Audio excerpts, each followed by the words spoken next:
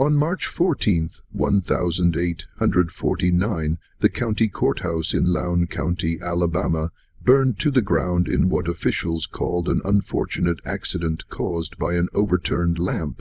But among the ashes, investigators found something that didn't match the official story. 3 sets of human remains in the basement, chained to iron rings embedded in the stone walls. The county clerk's records from 1847 to 1849 were completely destroyed, along with property deeds, marriage certificates, and most crucially, the probate documents for the Sutton estate. For over a century, descendants of Lowndes County families have whispered about what really happened at Bell River Plantation during those 2 years, about the twin daughters of Colonel Nathaniel Sutton, and about the slave named Marcus, who somehow managed to document everything before he vanished. What you're about to hear has been pieced together from surviving letters, medical records from Mobile, and testimonies given to a Northern Abolitionist society that were sealed until 1963. Before we continue with the story of the Sutton sisters and the secrets that consumed an entire community, make sure you're subscribed to Liturgy of Fear and hit that notification bell. We uncover the darkest corners of American history that textbooks won't touch. And leave a comment telling us what state or city you're listening from. We love knowing where our audience discovers these forgotten horrors.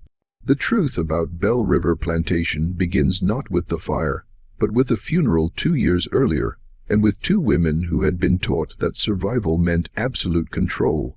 Lowndes County in 1847 stretched across some of the richest cotton-growing soil in Alabama. Black earth that made men wealthy and carved the landscape into kingdoms of white-columned houses surrounded by fields that reached the horizon. The county seat of Hanville sat at the center of it all, a collection of brick buildings and dirt streets where planters conducted business, and their wives pretended not to know where the family wealth truly came from. Bell River Plantation lay 8 miles south of town, accessible only by a private road that wound through stands of water oak and across 2 tributaries of the Alabama River. Colonel Nathaniel Sutton had built the main house in 1828, a 3-story structure with 12 rooms and a separate kitchen building connected by a covered walkway.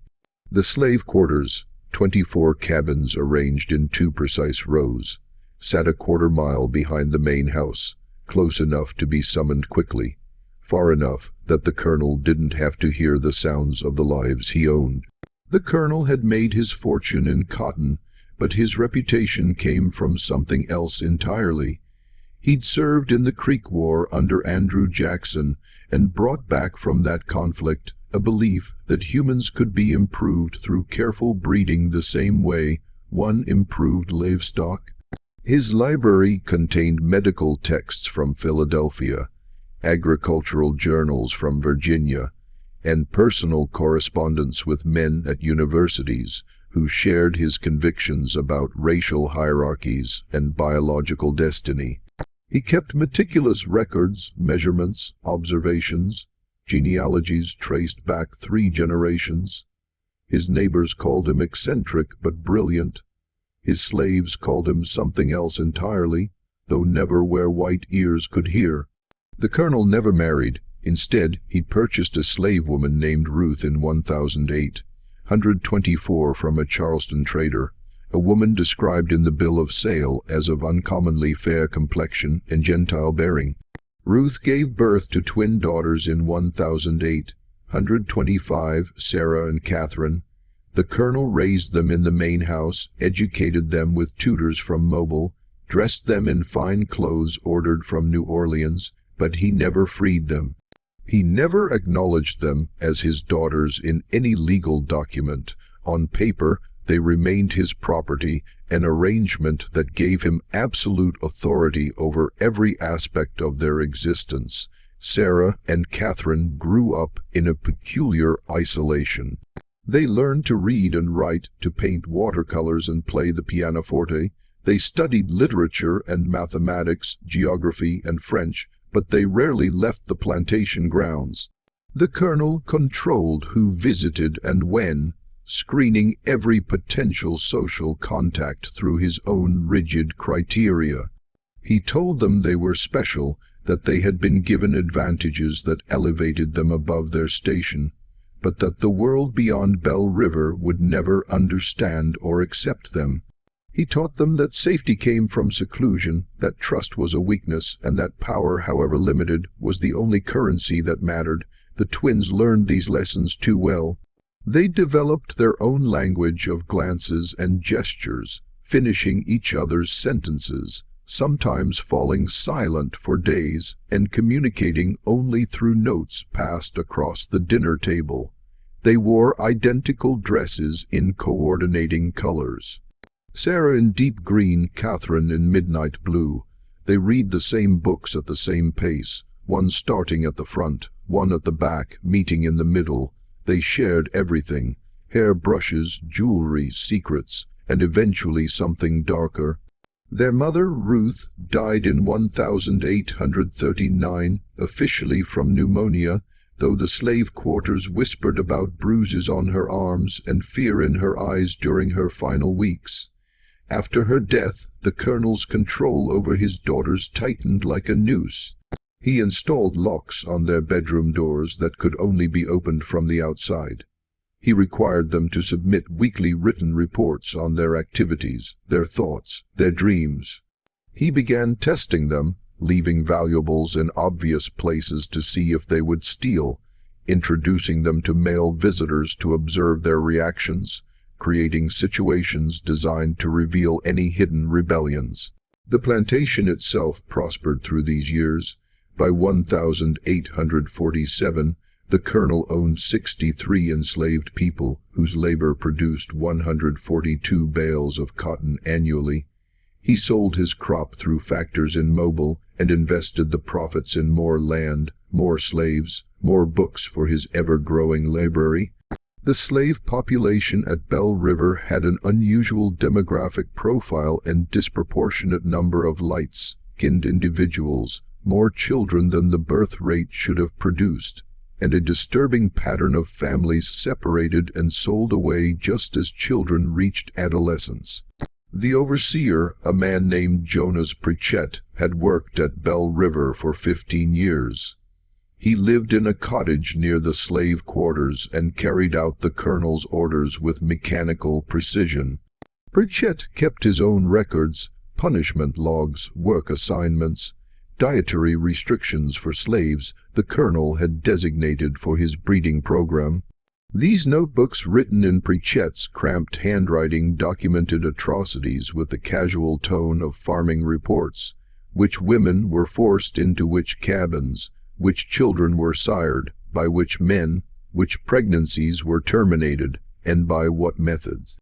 In the main house, Sarah and Catherine understood more than their father realized. They read his journals when he traveled to Mobile on business. They listened at doors and gathered fragments of conversations between Pritchett and the colonel. They knew what happened in the quarters after dark, knew which of the slaves were their half-siblings, knew that their father viewed human beings as experimental subjects in his personal laboratory of racial theory. And they learned to hate him with a cold, patient fury that would have terrified him if he'd recognized it. The morning of February 3rd, 1847 arrived with unseasonable warmth, temperatures climbing into the low 60s even before noon. Colonel Sutton had spent the previous evening in his study, working by lamplight on correspondence with a professor at the Medical College of South Carolina. The household staff noticed nothing unusual when he failed to appear for breakfast. He often worked through the night and slept late. It was Pritchett who found him at 10, slumped in his leather chair with papers scattered across his desk. The colonel's face had a grayish tinge, and when Pritchard touched his hand to wake him, the skin felt cold and waxy. Dr. Amos Grayfield arrived from Hanville 2 hours later and pronounced Colonel Nathaniel Sutton dead. estimating the time of death as sometime between midnight and dawn. Hard seizure, Dr. Grayfield declared, barely glancing at the body. Man was 56 years old, worked himself to exhaustion. I'd warned him about his caloric temperament and excessive mental strain. The heart gives out, simple as that, but several details didn't align with this tidy diagnosis. The colonel's dinner tray, brought to the study at 8:00 the previous evening, sat on a side table with the food barely touched. A cup of coffee, long since gone cold, showed a peculiar residue at the bottom, a fine sediment that glittered faintly in the lamplight. The colonel's final letter addressed to his attorney in Mobile remained unfinished mid-sentence. I have made certain arrangements regarding the future of my daughters which must be executed precisely as stipulated for their own protection and for the preservation of my life's work. Should any person attempt to, the sentence ended there, the pen trailing off the page as if his hand had suddenly lost strength. Sarah and Catherine stood together in the hallway outside their father's study, wearing matching black mourning dresses that they'd somehow procured despite having no prior knowledge of his death. Their faces showed no tears, no evidence of shock or grief. They held hands, fingers interlaced, and watched the proceedings with identical expressions of watchful calm. "We should examine him more thoroughly," suggested Mr. Harold Breenidge, a neighboring planter who'd arrived to pay his respects. "Nathaniel was in good health last month when I saw him at the courthouse. This seems rather sudden. The colonel worked himself into the grave," Dr. Grayfield snapped, irritated at having his professional judgment questioned. "I've seen it 100 times. The body simply gives out. Now, if you'll excuse me, I need to speak with the daughters about funeral arrangements." But Dr. Grayfield never got that conversation. Sarah addressed him first, her voice perfectly modulated and cold as January rain. "Dr. Grayfield, we appreciate your prompt attendance. The funeral will be held 3 days hence with burial in the family plot. Mr. Jeremiah Osgood, our father's attorney from Mobile, has been summoned and should arrive by tomorrow evening. Until such time as the will is read and the estate settled, Catherine and I will manage the plantation affairs. Pritchett will continue as overseer under our direct supervision." The men in the room exchanged glances. Women didn't manage plantations, certainly not unmarried women barely 22 years old. And there was something else, something they couldn't quite articulate. A sense that Sarah and Catherine had been waiting for this moment, that they'd rehearsed these words and knew exactly how events would unfold. Now, Miss Sarah, Mr. Breenidge began in the patronizing tone men reserved for women discussing matters beyond their comprehension. "You can't seriously expect to. Our father educated us specifically for this eventuality," Catherine interrupted, her voice a mirror of her sister's. "We understand crop rotation, market factors, the management of field labor. We've studied his methods for years. This plantation will continue to operate at its current level of productivity." What the men didn't know, couldn't know, was that Sarah and Catherine had prepared for this day for months. They'd studied their father's account books, memorized the names and capabilities of every enslaved person on the property, learned which merchants in Hanville could be manipulated and which needed to be avoided. They'd planned for every contingency except one, the specific contents of their father's will. The funeral took place on February 6th under gray skies that threatened rain but never delivered. 43 neighbors and business associates attended, gathering in the parlor where the colonel's body lay in a walnut casket lined with white satin. The Reverend Samuel Yates from Hanville's Presbyterian Church delivered a eulogy that praised the colonel's contributions to Alabama's agricultural prosperity and his devotion to advancing scientific knowledge. Not one enslaved person from Bell River attended the service, though they gathered in the quarters that evening for their own ceremony, a mixture of Christian hymns and older traditions, singing songs that celebrated liberation and the settling of accounts. They kept their voices low, but the sound carried across the fields to where Sarah and Catherine sat on the main house verring. "They think they're free now," Sarah said softly. "They'll learn differently," Catherine replied. Jeremiah Osgood arrived from Mobile the evening after the funeral, a portly man of 50 with silver hair, and the careful manner of someone accustomed to delivering bad news to people who could afford to make his life difficult. He carried a leather satchel containing Colonel Sutton's will and several sealed documents marked for the twins' eyes only. The reading took place in the Colonel's study, now thoroughly cleaned of any evidence of his final hours. Sarah and Catherine sat together on a settee, their black mourning dresses rustling slightly as they adjusted their positions. Pritchett stood by the door, uninvited but tolerated, his weathered face expressionless. Osgood opened his satchel and withdrew a thick document bound with black ribbon. Colonel Sutton revised his will on December 12, 1846, less than 2 months before his death. The provisions are unconventional. The document's opening paragraphs were standard charitable bequests to the Presbyterian Church, personal items distributed to various acquaintances. Then Osgood reached the section concerning the plantation and its inhabitants. "To my daughters Sarah and Catherine Sutton, I leave the entirety of Bell River Plantation, including all lands, structures, livestock, equipment, and human property, to be held jointly and equally between them. However, this bequest is conditional upon the following stipulations, which must be satisfied within 24 months of my death." Osgood paused, cleared his throat uncomfortably, and continued, "First, both daughters must enter into lawful Christian marriage with men of suitable character and standing, approved by the executive of this estate. Second, both marriages must produce legitimate offspring within the stipulated time frame. Third, the daughters must maintain the plantation at current levels of productivity and demonstrate sound management of its resources." Sarah's hand tightened on Catherine's, their knuckles going white.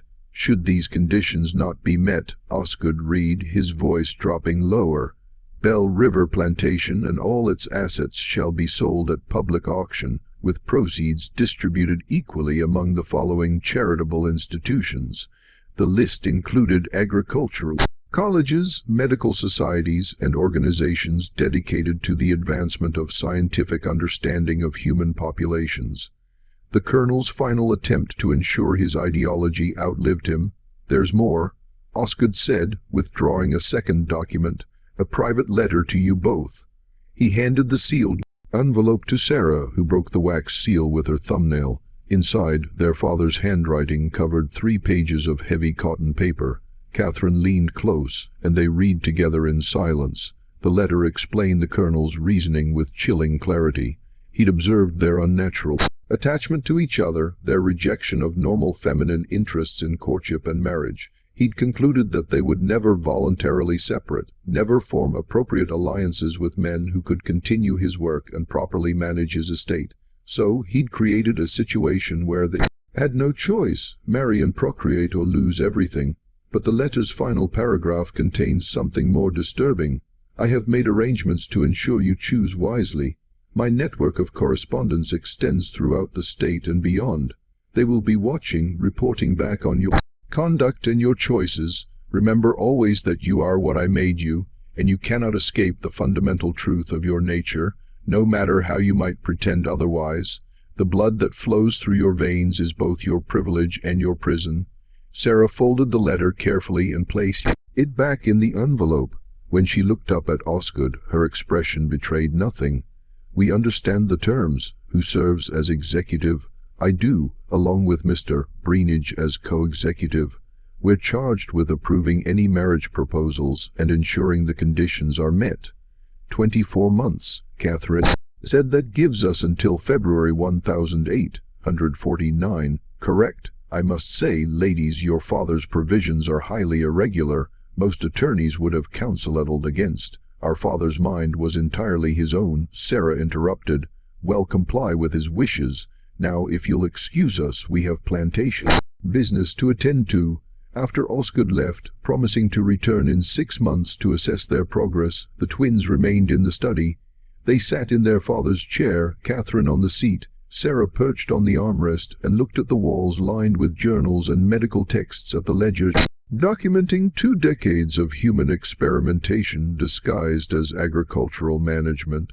"We can't find suitable husbands in 24 months, Catherine said finally. "He knew that he designed this to fail. "Not if we control every variable," Sarah replied. "Father taught us that much. He believed humans could be bred like livestock, that every aspect of reproduction could be managed and directed. We'll prove him right, just not the way he intended." "What are you suggesting?" Sarah stood and moved to their father's desk, pulling open the bottom drawer where he'd kept his most private records. She withdrew a leather-bound journal and flipped it open to a page marked with a silk ribbon. Father's breeding logs. He documented everything, which combinations produced, which results, which bloodlines he considered superior, which individuals he designated for his program. Catherine joined her, reading over her shoulder. The entries were clinical, dehumanizing, describing people as if they were cattle. Purchased male approximately 25 years from Williamson Estate. Good teeth, strong back, quick to learn tasks. Letters visible on back indicate prior ownership in Virginia, paired with female number 4. Results: 1 male child sold 1,837. 1 female child retained for future breeding. "He was a monster," Catherine whispered. "He was," Sarah agreed, "but he was also thorough, and somewhere in these records is the solution to our problem." Over the following weeks, Sarah and Catherine absorbed themselves in their father's documentation. They discovered the full scope of his obsessions, journals spanning 20 years, detailed genealogies, physical measurements, observations on temperament and capability. He treated Bell River as a laboratory, its enslaved population as experimental subjects, all in service of his theories about racial hierarchies and human improvement. But within that documentation, they found something unexpected. Evidence of intelligence, resilience, and resistance among the very people their father had tried to reduce to data points. Slaves who taught themselves to read despite prohibitions, women who'd used herbs and folk knowledge to control their own fertility, quietly subverting the colonel's breeding program, men who'd sabotaged equipment and slowed productivity in ways that appeared accidental. Their father had noted these deficiencies without recognizing them as acts of rebellion. One name appeared repeatedly in the later journals, always with annotations of frustration: Ruth, their mother. The colonel had purchased her expecting a compliant bearer of children for his experiments. Instead, he'd found a woman who resisted him in subtle, persistent ways, teaching her daughters to read when he was away, whispering to them about the life she'd known before slavery, planting seeds of doubt about his absolute authority. "She tried to protect us," Catherine said, tracing her finger over their mother's name in the ledger, "even when she couldn't save herself." "Then we owe her more than survival," Sarah replied. "We owe her victory." But victory required resources, time, and one more element they didn't yet possess: a man they could control completely, whose presence would satisfy the letter of their father's will while violating its spirit entirely.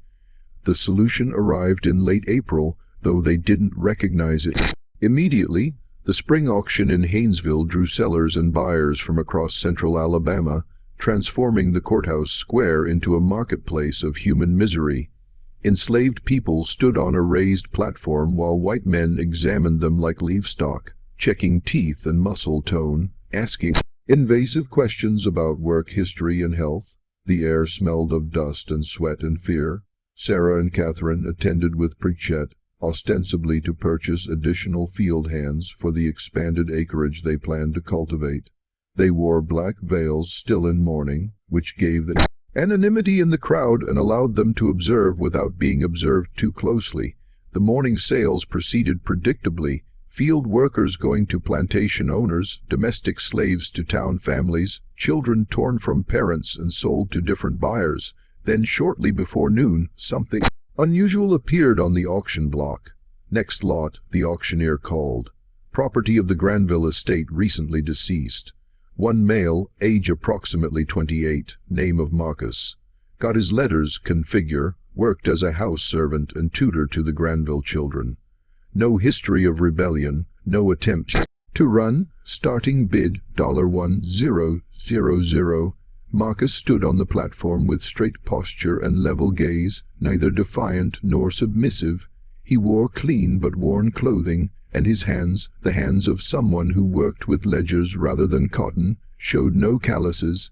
His skin was several shades lighter than most of the people sold that morning, suggesting mixed ancestry. But what caught Sarah's attention was something else entirely. The way he scanned the crowd, not with the defeated resignation she expected, but with calculation, as if he was evaluating potential buyers just as they evaluated him. Educated slaves are risk, someone in the crowd called out. Gets ideas above his station. Perfect for a household that needs bookkeeping done. The auctioneer counted. How many of you can balance your own accounts? Here's a man who can do it for you. Now do I hear 1000?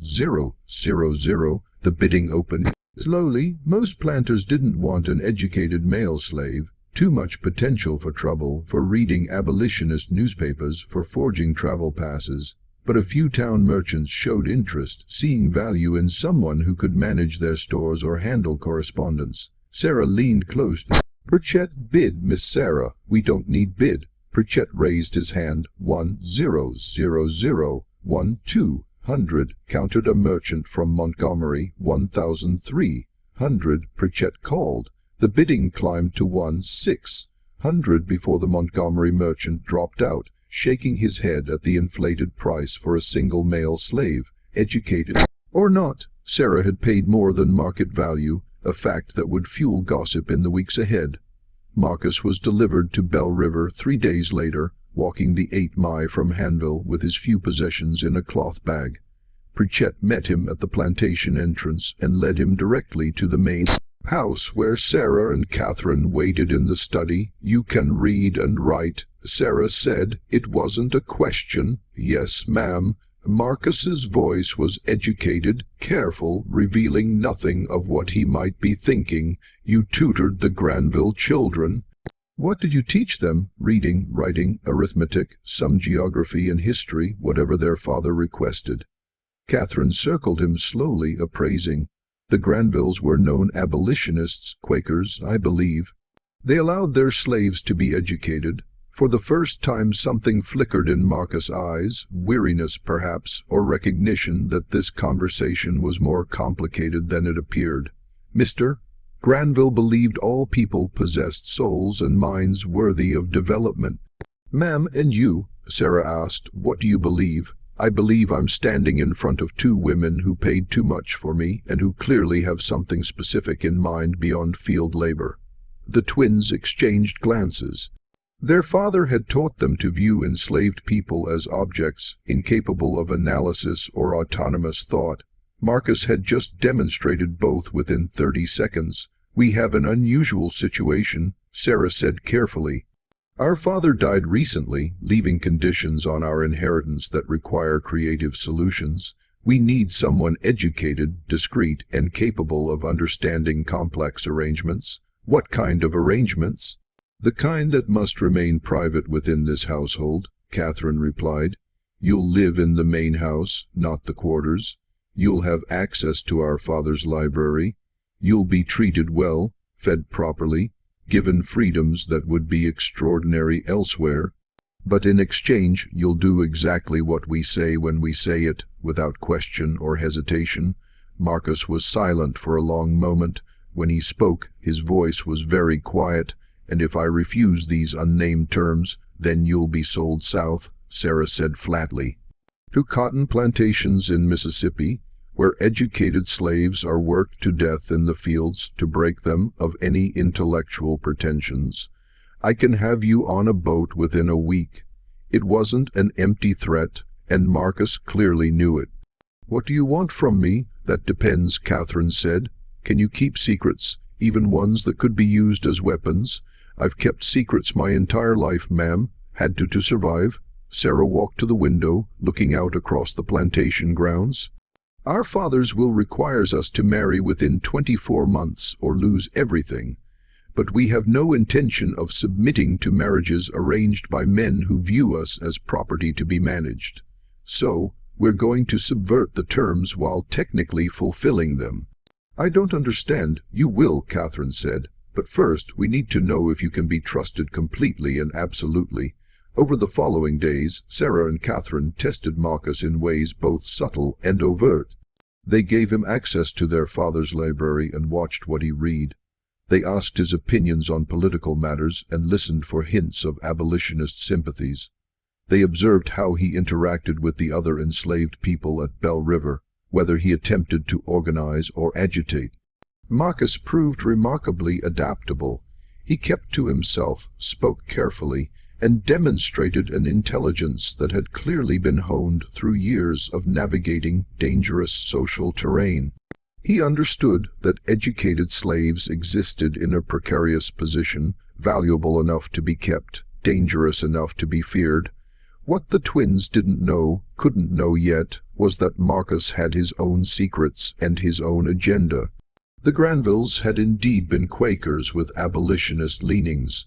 More than that, they'd been part of an informal network that collected testimony from enslaved people about the realities of plantation life. Marcus had spent 5 years documenting atrocities, recording names and dates and details in a coded shorthand he'd developed. When the Granvilles died, both within a week of each other from fever, their relatives had sold off the estate, including Marcus, before anyone could discover the trunk hidden in the root cellar, containing years of carefully preserved evidence. Marcus had managed to retrieve his most important notebooks before the sale, hiding them in a hollowed-out Bible that no white person bothered to inspect. He'd been bought and brought to Bell River, expecting another period of careful observation and documentation. Instead, he found himself at the center of something far stranger and potentially more dangerous. By mid-May, the arrangement had clarified. Marcus would serve as the twins' private secretary, managing household accounts and correspondence.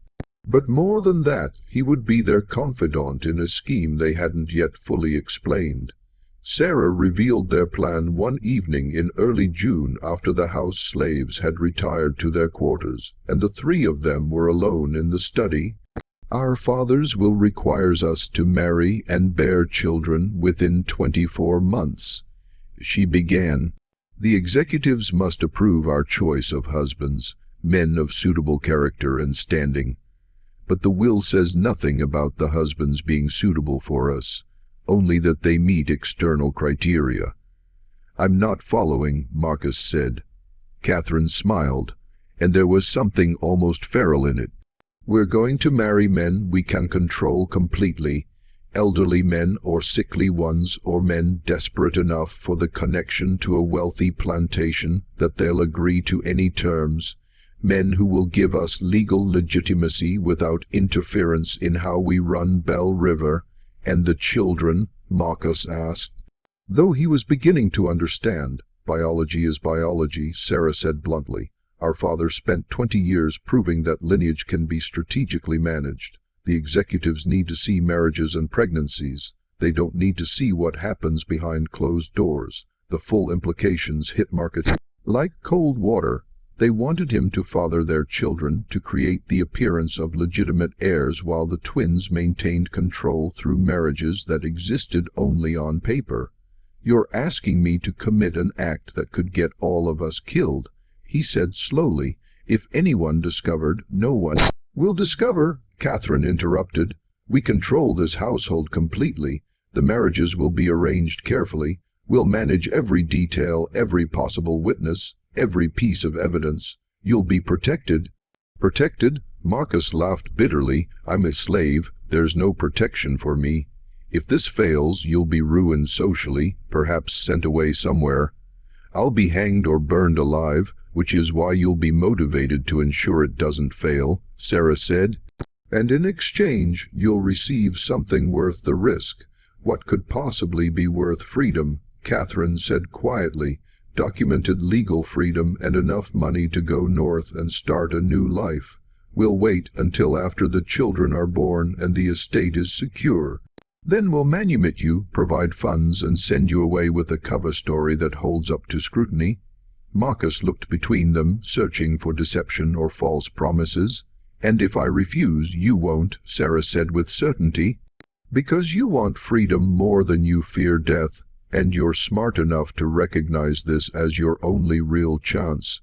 She was right, and he knew it, but there was something else at play, something the twins hadn't considered. Marcus saw in their scheme not just a path to personal freedom, but an opportunity to document and expose the entire system. If he could gather evidence about the Sutton family's secrets, about the Colonel's experiments, about the network of planters and overseers who'd collaborated in decades of atrocities, he could send that information north and strike a blow against the institution that had stolen his life. "I'll do it," he said finally, "on one condition." "You're not in a position to make conditions," Catherine said. "I am. If you want my cooperation rather than my resentful compliance, I want to know everything. Your father's journals, his correspondence, his breeding logs, all of it. If I'm risking my life for this scheme, I deserve to understand the full context." The twins considered this. Giving Marcus unrestricted access to their father's papers was dangerous, but refusing might create exactly the resentful compliance he'd mentioned. "Agreed," Sarah said, "but you'll study them here in this room under our supervision. Nothing leaves this house acceptable." What none of them said aloud was that they'd each just made a bargain with someone they didn't fully trust, gambling their futures on a deception so audacious it could only succeed if every element aligned perfectly. And in Lowndes County, Alabama, in 1847, perfection was in very short supply, or mento denson. The summer months brought oppressive heat to Bell River, the kind that made the air thick as syrup and turned every physical task into an ordeal. But inside the main house, behind closed shutters and drawn curtains, a different kind of pressure built. Sarah and Catherine began their search for suitable husbands with the cold calculation their father had taught them. They needed men who met the executive's criteria for character and standing while being vulnerable enough to manipulate. They compiled a list from Osgood's suggestions and their own observations of Lowndes County society. The first candidate was Mr. Edmund Varley, a 68-year-old widower whose cotton operation had struggled since his sons moved west to seek opportunities in Texas. Varley had been a friend of the Colonel's and expressed immediate interest when approached about a potential match with one of the twins. "A beautiful opportunity," he declared during his first visit to Bell River in July, his watery eyes roaming over Catherine with an expression that made her skin crawl.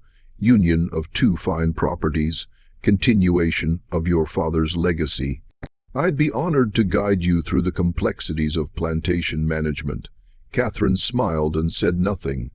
After Varley left, she scrubbed her hands raw in the wash basin, as if she could remove the memory of his palm on her arm during the tour of the grounds. "He'll do," Sarah said clinically. "He's desperate to restore his reputation after last year's failed crop. He'll agree to any prenuptial terms to secure the connection." "I can't," Catherine whispered. "Sarah, I can't let him touch me." "He won't, that's the point. The marriage is legal fiction. Marcus fathers the child, Varley gets credit, and we maintain control, but arranging two such marriages proved more complex than anticipated. The executives, particularly Breenidge, had strong opinions about suitable matches. When Sarah suggested she might marry a merchant from Mobile, a man of 42 with moderate success in the cotton trade, Breenidge rejected him immediately.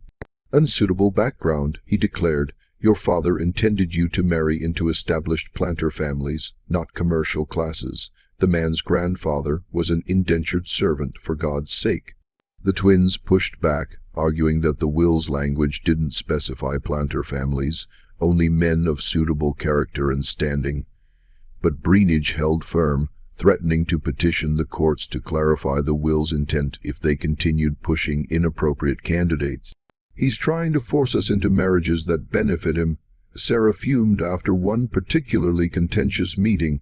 "He has sons. You realize he's probably angling to marry one of us off to his own family." While the marriage negotiations dragged on, Marcus immersed himself in Colonel Sutton's papers. What he found there exceeded his worst expectations. The colonel's breeding program had operated for 2 decades with systematic brutality. He'd forced specific pairings, sold away children who didn't meet his criteria, and separated families with no consideration for human bonds. He documented everything in clinical language that dehumanized people into data points. Female number 7 shows resistance to breeding assignments. Recommend increased discipline in isolation to induce compliance. But the journals also contained something else, evidence of a network. The colonel hadn't worked in isolation.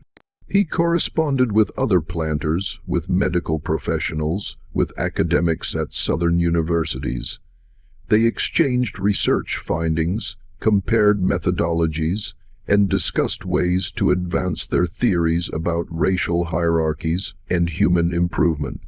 Marcus began making careful copies of the most damning entries using paper Sarah provided for household accounts and writing late at night when the twins had retired. He developed a system for hiding his copied pages inside a hollowed-out section of his mattress, building a secret archive that would eventually travel north. But he also began to notice something the twins didn't mention: the pattern of illness among Belle Rivers's enslaved population. In late July, 3 women in the quarters developed symptoms: lesions, fever, progressive weakness. Pritchett reported it casually, suggesting they be isolated and given minimal care until they recovered or died. But Marcus had read the colonel's private medical notes and recognized what he was seeing: syphilis. The colonel had infected multiple women, either deliberately as part of his research or through his systematic sexual abuse. Now the disease was spreading through the quarters passed between couples, transmitted from mothers to infants. Marcus brought his findings to Sarah and Catherine one evening, laying out the medical texts he'd found with their father's annotations. "Your father gave them syphilis. Either he contracted it himself and spread it, or he exposed them deliberately. The journals suggest both, and it's killing them." Catherine's face went pale. "How many?" "At least 7, showing symptoms now, but syphilis can remain dormant for years. There's no way to know how many are infected without proper medical examination, and even then," he trailed off, the futility evident. Sarah stood abruptly and walked to the window, her back rigid. "Can it be treated?" "Mercury treatments sometimes, but they're almost as dangerous as the disease itself and expensive, and would require a doctor willing to treat enslaved people properly." Which Marcus didn't need to finish that sentence either. "Do it anyway," Sarah said without turning around. "Purchase whatever medicines are needed from Mobile. Have doctor come out, and if he refuses to treat them adequately, find someone who will. Miss Sarah, the cost." "I don't care about the cost. Our father did this. We're not going to let them die from his depravity." It was the first crack in the facade Marcus had seen, the first indication that the twins might be motivated by something beyond self-preservation. He filed it away as valuable intelligence. Dr. Grayfield arrived 2 days later, irritated at being summoned to treat slaves. He examined the sick women with barely concealed disgust, confirmed the diagnosis, and prescribed mercury treatments with the cheerful confidence of someone who didn't particularly care whether the patient survived. "Course of treatment takes months," he said, washing his hands in the basin a house servant provided. "Can't guarantee results. Frankly, might be more economical to just isolate them and let nature take its course. Replace them with healthy stock." "We'll take your prescription," Catherine said coldly, "and we'll need you to examine the entire slave population. Everyone, identify all potential cases." Grayfield's eyebrows rose. "That's 40+ people. The expense is ours to bear. When can you begin?" The examinations took place over 3 days in August, conducted in a cabin Pritchett cleared for the purpose. Grayfield worked with mechanical efficiency, noting symptoms in a ledger and dispensing diagnosis with the bedside manner of a livestock inspector. The final count was worse than Marcus had feared: 14 confirmed cases, another 8 probables. Nearly a third of Bell River's enslaved population had been infected by the Colonel's systematic abuse. Sarah and Catherine absorbed this information in silence. Then Sarah made a decision that would have shocked their father and confused their neighbors. "We're treating all of them," she announced. "Purchase the mercury, the bandages, whatever's needed. Improved rations for the sick. They need strength to survive the treatment. Reduced work quotas, and Marcus, you'll oversee the treatments. Keep detailed records of who receives what and their progress." Miss Sarah Pritchard objected. "This is going to cost thousands of dollars and reduce productivity significantly. Your father would never. Our father did this to them." Catherine interrupted. "We're correcting his damage. The expense is irrelevant." What the twins didn't articulate even to each other was the complex motivation behind their decision. Partly, it was pragmatic.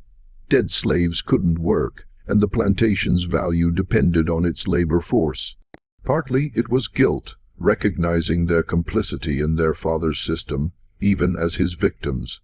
But partly it was something else, something neither wanted to examine too closely. The recognition that their father's greatest crime wasn't the specific atrocities he'd committed, but the fundamental belief that other people existed only as instruments for his purposes. They'd been raised to think the same way. Now confronted with the human cost of that world view, they were being forced to choose what kind of people they would become. Marcus watched these developments with growing confusion. He'd expected to find monsters at Bell River, people who viewed him as less than human. Instead, he'd found 2 women who'd been made into something twisted by their father's abuse, who were now struggling to untangle their own humanity from the poison he'd fed them. It didn't make them allies. It didn't mean he trusted them, but it complicated his simple narrative of oppressor and oppressed in ways that made his documentation more difficult. While Marcus grappled with moral complexity, the marriage negotiations reached a crisis point.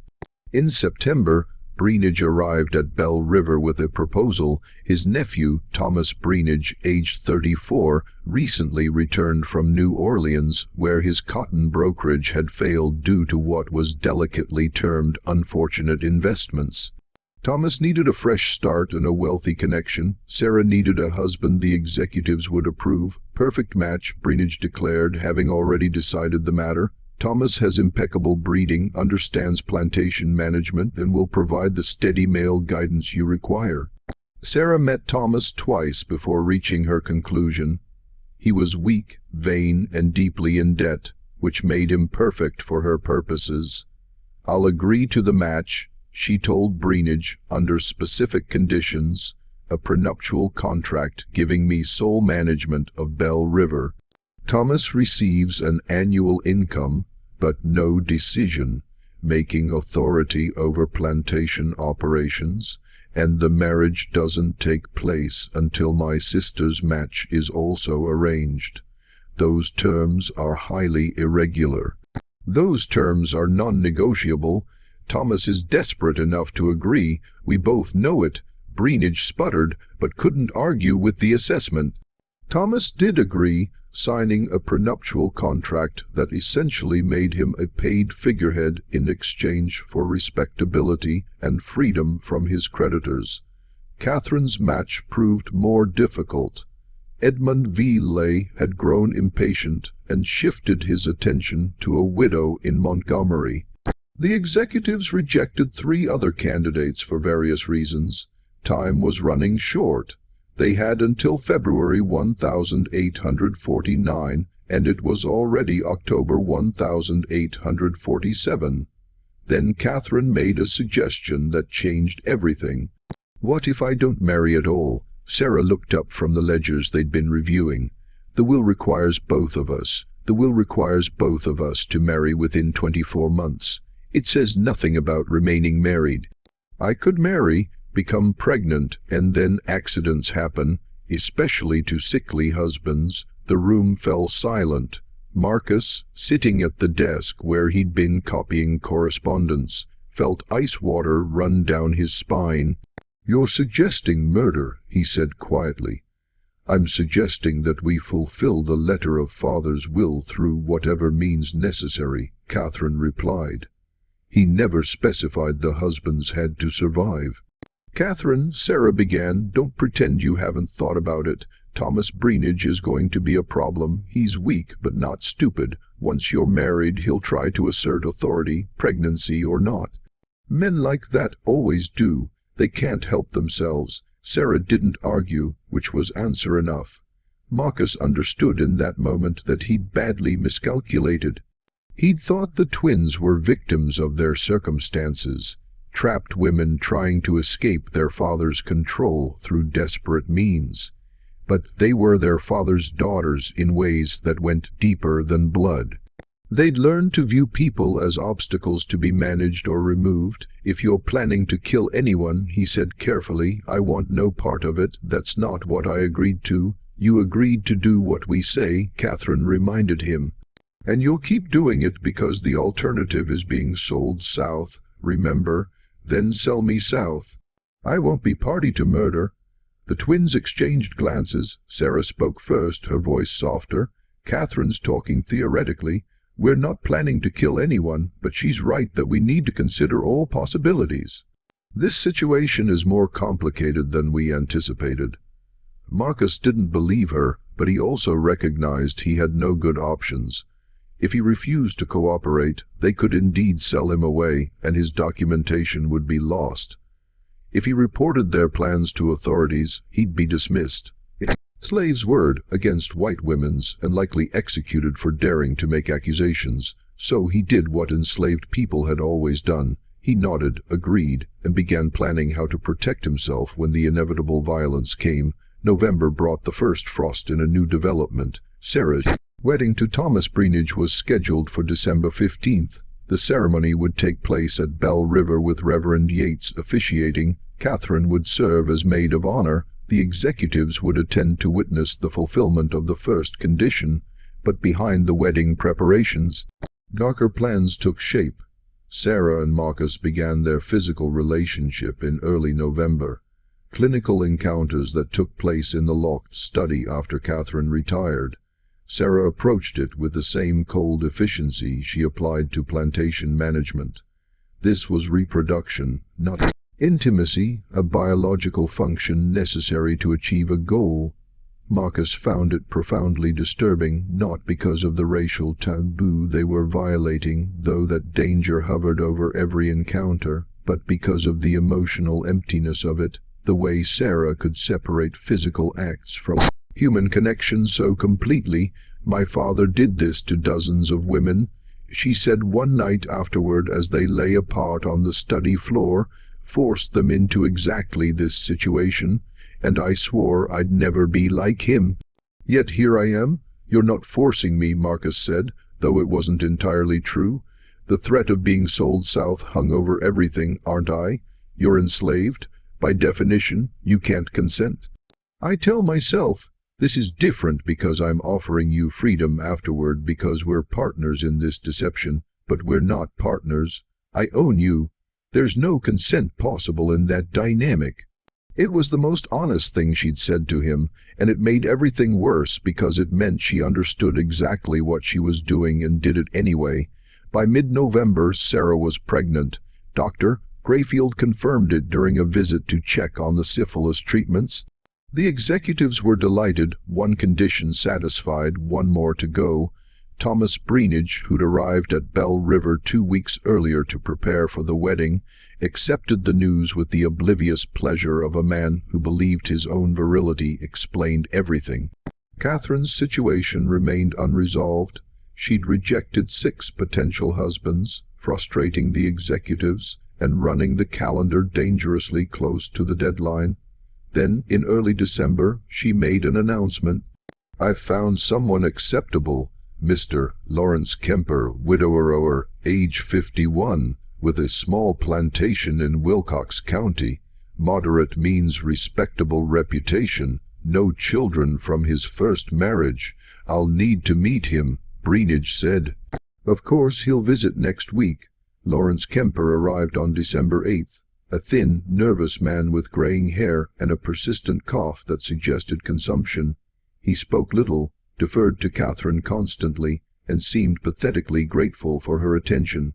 "He's perfect," Catherine told Marcus after Kemper had left, dying slowly, desperate for companionship, and too weak to assert any authority. "The executives will approve him because he meets their surface criteria, and he'll be dead within a year, leaving me a widow free to do as I please.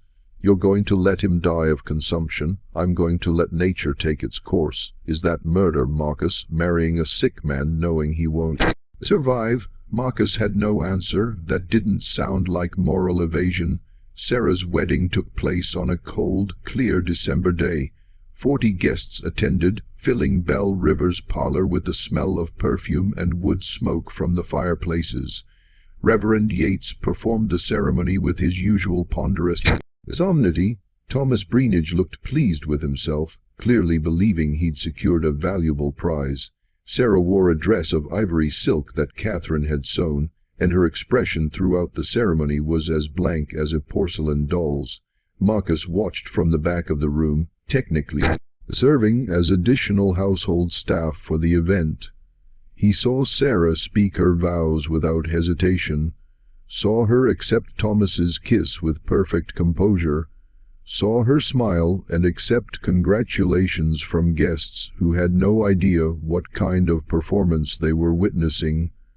That night, after the guests had departed and Thomas had drunk himself into a stupor in his new quarters, Sarah came to the study where Marcus waited. "It's done," she said simply. "The first condition is satisfied, and Thomas will do as he's told. I made that very clear during our wedding night conversation. He gets a comfortable life, an annual income, and the appearance of authority. In exchange, he stays out of my way and doesn't ask questions about how this plantation operates." He agreed to that. He agreed to avoid being exposed as a fraud who embezzled from his business partners in New Orleans. "I purchased his cooperation with threats, Marcus, the same way I purchased yours. I'm my father's daughter, remember." The bitterness in her voice was new, and Marcus recognized it as dangerous.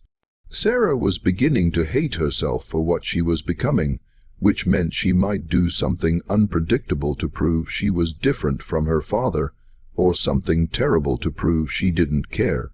Catherine's wedding was scheduled for January 20th, 1848. The executives approved Lawrence Keir after minimal scrutiny. His background checked out, his property holdings were legitimate, and his desperate eagerness to remarry blinded them to any potential issues. But in the weeks between the two weddings, something shifted at Belle River. The house staff began whispering about arguments between the twins, raised voices behind closed doors. Pritchett reported that both women seemed distracted, making decisions about plantation management and then countermanding them hours later. Marcus knew what was happening. The strain of maintaining their deception, combined with Sarah's growing self-loathing and Catherine's increasingly cold calculation, was fracturing their previously united front. It came to a head the night before Catherine's wedding. Marcus was in the study working on his secret documentation when he heard screams from upstairs. He rushed up to find Sarah and Catherine in Sarah's bedroom, Catherine with blood running from her nose, Sarah with scratch marks on her face. "She wants to kill him," Sarah shouted when she saw Marcus. "Not just let him die, actually poison him. He's dying anyway." Catherine screamed back. "Why wait? Why risk him changing his mind about the marriage terms? We dose him with arsenic. He's dead in 6 months. I'm a widow and pregnant, and we're done with all of this because that makes us murderers. Actual deliberate murderers. We're already murderers. Or had you forgotten the coffee you served father the night he died? The room went silent. Marcus stared at the twins, understanding flooding through him with sickening clarity. "You killed your father," he said. Sarah sank onto the bed, her face in her hands, arsenic mixed with powdered glass in his coffee. Small amounts over 3 weeks made it look like heart failure. Doctor, Josiah never suspected because he wanted to believe it was natural causes. "We had to," Catherine said, her voice defiant. He was going to sell Marcus and 3 other slaves to a trader from Mississippi. We overheard him making arrangements, and he was planning to force us into marriages with men he'd selected. Men who would have helped him continue his breeding program. "We had no choice." "There's always a choice," Marcus said quietly. "Easy for you to say," Catherine snapped. "You're not trapped in a cage built by a man who viewed you as a biological experiment. I'm trapped in a cage too, just a different kind, and I've never killed anyone to escape it." The argument might have continued, but they heard footsteps on the stairs. Thomas stumbling drunkenly toward his wife's bedroom.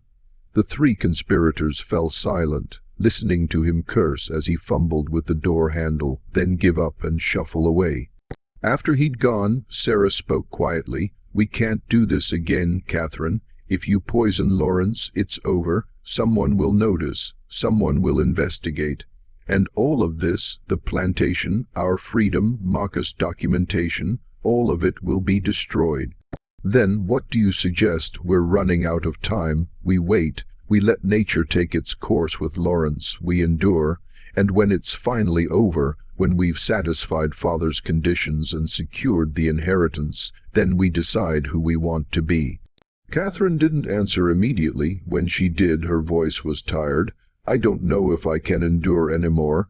I don't know if there's anything left of me to save." Marcus, watching them, realized he'd been documenting the wrong story. He'd focused on the Colonel's atrocities, the systematic abuse, the breeding program, but the real horror of Bell River wasn't what had been done to enslaved people, though that was horror enough. It was what had been done to the twins themselves. The way their father had twisted them into weapons and then aimed them at each other. They were victims and perpetrators simultaneously, trapped in roles they hadn't chosen, but were now performing with increasing desperation. And Marcus was trapped with them, his own survival dependent on a scheme that seemed more likely every day to end in catastrophic violence. Catherine's wedding to Lawrence Kemper took place on January 20th, 1848, a smaller affair with only 20 guests. Kemper looked skeletal, his cough worsening in the January cold. He needed Catherine's support to walk to the parlor where Reverend Yates waited. The ceremony lasted 12 minutes. When Yates pronounced them married, Keir attempted to kiss his bride, but was seized by a coughing fit that left blood on his handkerchief. "Consumption's got him good, Doctor," Josiah muttered to Breenage. "Give him 6 months, maybe less." Lawrence Kemper moved into Bell River that evening, taking a bedroom far from Catherine's. He seemed pathetically grateful for every small kindness, thanking servants repeatedly for bringing him water and stoking his fire. Catherine and Marcus began their encounters in early February. Unlike Sarah's bitter honesty, Catherine treated it as another transaction to be completed efficiently. She scheduled specific times and afterward left without conversation. By March, Catherine was pregnant. Lawrence Kemper, confined to his bed by worsening illness, accepted the news with confused pleasure. "Thank God," he wheezed. "You'll have something to remember me by." The executives visited in April to verify both pregnancies. They found everything in order. Both twins married, both pregnant, cotton production maintained. Breenage pronounced himself satisfied. Meanwhile, Marcus spent his nights documenting everything. He now had evidence of the Colonel's breeding program, the syphilis epidemic, the poisoning, and the marriage scheme. But he still couldn't figure out how to get the documents north without being caught. In May, a traveling preacher named Jacob Sturgis arrived claiming to collect missionary donations. During dinner, Sturgis mentioned spending time in Philadelphia. Marcus caught the emphasis, a known abolitionist center. He made a small hand gesture, a sign used by Underground Railroad operatives. Stewars paused mid-sentence, his eyes flickering to Marcus, then continued without missing a beat. Later, Marcus approached him near the stable. "I have documents, evidence of crimes. It needs to reach Philadelphia." After consideration, Sturgis agreed. Marcus spent 10 days copying his most crucial documentation onto thin paper, writing in microscopic hand. He documented the colonel's experiments, the forced breeding, the syphilis epidemic, the poisoning, and his own role in the twins' scheme. He enlisted Isaiah, a field worker, to deliver the documents to Sturgis in Selma. 2 weeks later, Isaiah returned, confirming delivery. Marcus felt simultaneously liberated and terrified. The evidence now existed beyond the twins' control, but if discovered, he was a dead man. Summer brought mounting tension. Sarah's pregnancy advanced normally, though she grew increasingly withdrawn. Thomas Breenidge took to drinking heavily. Lawrence Kemper lingered in his sick room, attended by patient servants. Then Sarah began visiting Lawrence, bringing him books. He'd been a teacher once. He explained before inheriting a plantation he'd never learned to manage properly. "I'm just a school teacher who wanted to read books," he said weakly. "Is that so terrible?" Sarah had no answer. On August 17th, 1848, Lawrence Kemper died in his sleep from consumption. He was buried 3 days later, his brief presence memorialized with a simple headstone. Lawrence Kemper, 1797-1848. He found peace at the end. Catherine was now a pregnant widow. The will's conditions fulfilled, but something changed in her after Lawrence's death. Guilt, even though she hadn't actively killed him.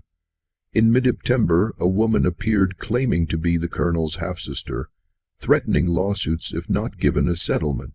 The twins knew she was a fraud, but before they could act, she approached Pritchett with a bribery offer. Pritchett reported it immediately. Armed with this evidence, the twins confronted the fraud and her lawyer in Hanville. The meeting was brief and brutal. They left Alabama within 24 hours, but the incident revealed their vulnerability. Until the babies were born, they remained targets. In late October, everything nearly unraveled. Thomas Breenidge, drunk after winning at cards, mentioned that Sarah had been pregnant within weeks of their marriage. Surprisingly quick timing. Word spread through Lown County within days. The scandal hit Bell River like a thunderstorm. Breenidge arrived demanding explanations. Sarah made a decision. She stood before prominent neighbors 7 months pregnant and delivered a calculated confession. "I was violated," she said steadily. "Before our marriage, Thomas and I were intimate. I became pregnant. Rather than cancel the marriage and face ruin, we proceeded with the ceremony. It was wrong. It was sinful, but it doesn't invalidate our father's will." The men exchanged uncomfortable glances. Premarital intimacy was scandalous, but not unprecedented. Sarah's frank admission made the story believable, a lie that protected the greater deception underneath. "What about your sister?" Breenidge asked. "Catherine's situation is entirely proper." Breenidge studied her carefully, but had no evidence to disprove her story. "This matter is closed," he declared finally. "The will's conditions have been met." After everyone left, Sarah collapsed in the parlor, her composure finally breaking. Sarah went into labor on November 14th, 1848. The labor lasted 18 hours. At dawn on November 15th, a baby's cry pierced the morning silence. "A girl," the midwife announced, "small but healthy." Sarah lay exhausted against the pillows, her daughter wrapped in blankets beside her. The baby had dark hair and ambiguous features, useful in a house built on lies. "She's free," Sarah whispered. "That's all that matters." Catherine delivered on December 7th, after 12 difficult hours. The umbilical cord wrapped around the baby's neck. The midwife worked with calm efficiency until a weak cry confirmed survival. "Another girl," she said. "She's a fighter." Catherine looked at her daughter, darker than Sarah's child, with features requiring careful explanation. "I'm calling her Ruth after our mother, and mine will be Abigail," Sarah said through tears. "After the grandmother we never knew. The names honored women their father had erased. They were the first decisions the twins had made that weren't calculated for advantage." Simply mothers naming their daughters. The executors visited on December 20th to verify both births and finalize the estate transfer. Breenage examined the babies clinically, noted their existence, and pronounced the will's conditions fully satisfied. Bell River Plantation is hereby transferred to Sarah Breenage and Catherine Kemper. The estate is officially closed. After he left, Sarah felt nothing. No triumph, no relief, just exhaustion. They'd won, but the cost had been enormous. Marcus entered carrying Abigail. "She wants her mother." As Sarah took her daughter, she made a decision. "We're keeping our promise. Your manumission papers will be filed next week. Funds sufficient to reach Philadelphia and establish yourself there." Marcus had been expecting delays. The directness caught him off guard. "Just like that. We made an agreement. I'm honoring it. And the documents I sent north." Sarah's eyes narrowed. "I know about those. Purchett intercepts all correspondence. I know what was in them. Everything about Father's programs, the poisoning, our arrangement. Then why didn't you? Because you were right to document it. Someone needs to tell the truth. Maybe your testimony will reach people who can change things." Catherine appeared with Ruth. "We're not stopping you, but we're asking for 6 months. Stay until June. Help stabilize operations. Then leave with our blessing and enough money to start fresh." It was masterful manipulation, but also honest. 6 months, he agreed. The winter passed in relative peace. Syphilis treatments continued, with several making full recoveries. The twins settled into motherhood while maintaining efficient plantation operations. Marcus spent evenings preparing for departure, but found himself reluctant to leave. He developed attachment to the children he'd fathered and complicated understanding of the twins themselves. Victims attempting to escape victimhood, trying to be better than they'd been raised to be. In March, a letter arrived from Pennsylvania addressed to Marcus. It was from Jacob Sturgis. The testimony had reached the Pennsylvania Anti-Slavery Society. They were compiling it for a report on Alabama plantations. "Father's legacy will be exposure and condemnation," Sarah said quietly. "Everything he believed will be used as evidence of the system's depravity." "He was a monster," Marcus said. "I know, but he was also my father." They moved Marcus' departure to mid-April. The night before he left, Sarah called him to the study. "I've been thinking about what we did," she said. "We convinced ourselves we were different from Father because we offered you freedom. But we weren't different. We just used more sophisticated coercion. I know, and yet you stayed the extra months, completed the treatments. You fulfilled your bargain even after you knew I discovered your documentation." Sarah handed him a satchel heavy with gold coins. "This is more than we agreed. There are also letters of introduction to merchants who won't question a freed slave with proper papers. Why? Because Abigail and Ruth will ask about their father someday. I want to tell them he was a good man who made difficult choices, who documented truth when others wanted it buried. Catherine appeared with both babies. We're saying goodbye properly, as families should." Marcus held his daughters one last time, memorizing their faces. "Be good," he whispered. "Be better than all of us." Marcus left Bell River on April 18th, 1849. He carried his papers and a deed Sarah had commissioned secretly, him holding both girls on the back. Marcus and his daughters, April 1849. May they all find freedom. He reached Mobile and secured passage north.